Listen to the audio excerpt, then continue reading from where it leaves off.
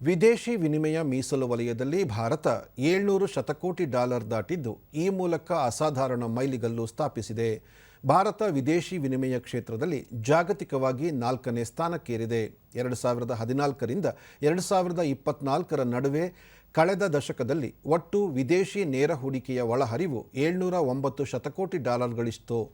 ಜಾಗತಿಕ ಸ್ಪರ್ಧಾತ್ಮಕತೆ ಸೂಚ್ಯಂಕದಲ್ಲಿ ಭಾರತ 2014ರಲ್ಲಿ 71ನೇ ಸ್ಥಾನದಿಂದ 2018ರಲ್ಲಿ 39ನೇ ಸ್ಥಾನಕ್ಕೆ ಜಿಗಿದಿದೆ.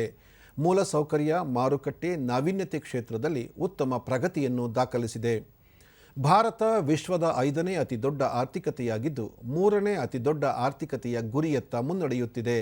ಸಾಗಣೆ, ಭದ್ರತೆ ಮತ್ತು ಸೈಬರ್ ಭದ್ರತೆವರೆಗಿನ ಕ್ಷೇತ್ರಗಳಲ್ಲಿ ದೇಶ ಗಣನೀಯ ಪ್ರಗತಿ ಸಾಧಿಸಿದೆ.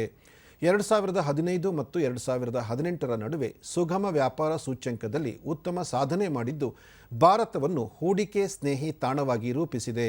ಜಾಗತಿಕ ಶೈಕ್ಷಣಿಕ ಶ್ರೇಯಾಂಕದಲ್ಲಿ ರಾಷ್ಟ್ರ ಗಮನಾರ್ಹ ಪ್ರಗತಿ ಸಾಧಿಸಿದ್ದು, ಭಾರತದ ಶಿಕ್ಷಣ ಕ್ಷೇತ್ರ ಅತ್ಯುತ್ತಮ ಬೆಳವಣಿಗೆಯನ್ನು ದಾಖಲಿಸಿದೆ.